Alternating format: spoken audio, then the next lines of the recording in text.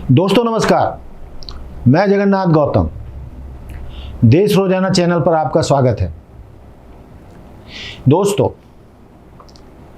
आज मैं फिर हरियाणा की सियासत की बात करूंगा कि कितनी तेजी से हरियाणा में माहौल कभी इस पार्टी के हक में, कभी उस पार्टी के हक में, कभी वो उसमें शामिल होगा, कभी वो उसमें शामिल होगा। कोई किस में शामिल होना चाहता है, कोई शामिल होने नहीं देता है, कोई किसी में कोई नेता किसी बात पे अड़ंगा लगा रहा है, कोई किसी पे अड़ंगा लगा रहा है। तो ये स्थिति जो है,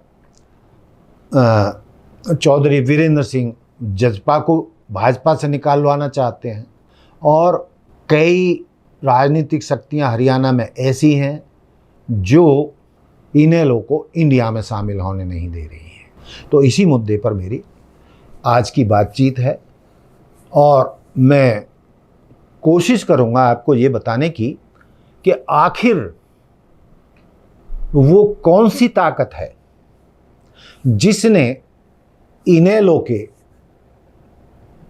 इंडिया गठबंधन में शामिल होने पर रोड़ा अटकाया और अभी तक उसको इंडिया का हिस्सा नहीं बनने दिया। क्योंकि इनेलो की राजनीति इस मुद्दे पर भी काफ़ी डिपेंड करती है कि यदि इनेलो को इंडिया गठबंधन में शामिल कर लिया जाता है तो इनेलो जजपा पर बहुत भारी पड़ेगी और इन सब को पीछे छोड़कर इंडिया का हिस्सा बनने पर इनेलो सत्ता का सुख भी कई तरीके से भोग सकती है।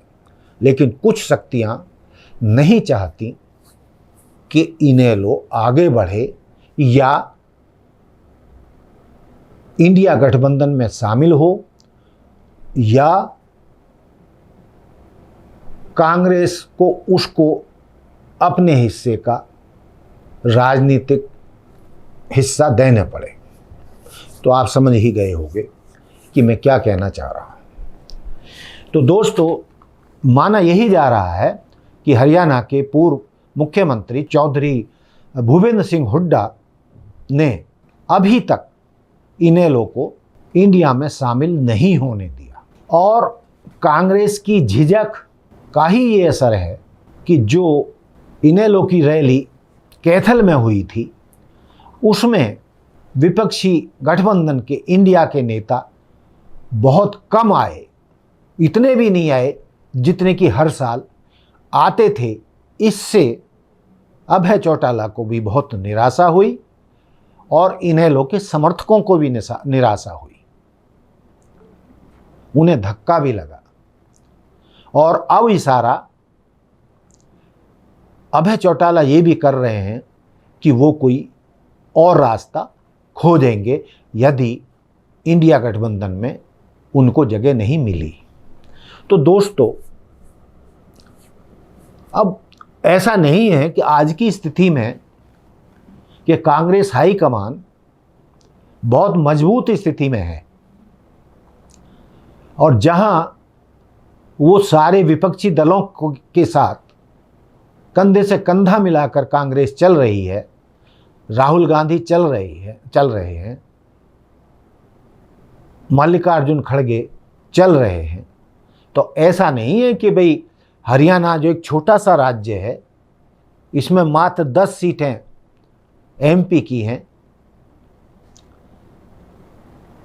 और 90 सीटें विधानसभा में हैं। तो भूपेंद्र सिंह हुड्डा के इतने भारी पड़ जाएं कि मल्लिकार्जुन खड़गे और राहुल गांधी, सोनिया गांधी या सभी पूरे कांग्रेस नेतृत्व पर वो भारी पड़ जाएं और अपनी बात मनवा लें दबाव से, ऐसा नहीं लगता। दरअसल हुआ क्या है, मैं जो जिस नतीजे पे पहुंचा हूं, मेरा जो निष्कर्ष है इस मुद्दे पर वो ये है कि जो बात भूपेंद्र सिंह हुड्डा ने कांग्रेस नेतृत्व को समझाई है और उसमें दम है और इसीलिए अभी तक कांग्रेस हाईकमान कोई ये फैसला नहीं ले सका है कि इन्हें लोगों को इंडिया में शामिल किया जाए या नहीं। तो इस मुद्दे पर भूपेंद्र सिंह हुड्डा ने कांग्रेस हाईकमान को समझाने की कोशिश ये की है कि यदि हम इनेलो को या ओम प्रकाश चौटाला, अभय चौटाला और उनकी पार्टी इनेलो को इंडिया गठबंधन में शामिल करते हैं तो इसका मतलब होगा कि कांग्रेस पर पूरी तरीके से जाटों का कब्जा हो गया है। और उधर चौधरी बीरेंद्र सिंह के भी कांग्रेस में शामिल होने की संभावनाएं जताई जा रही हैं। तो चौधरी भूपेंद्र सिंह हुड्डा ने कहा है कि यदि ऐसा हुआ तो कांग्रेस को भी जाटों की पार्टी मान लिया जाएगा, उसको भी यहाँ भी जाटों का जमघट हो जाएगा। जाट समुदाय पूरी तरीके से पार्टी पर कब्जा कर लेगा और जो गैर जाट समुदाय हरियाणा में हैं, जो करीब 78% के करीब है, इस तरीके से वो कांग्रेस से छिटक सकता है।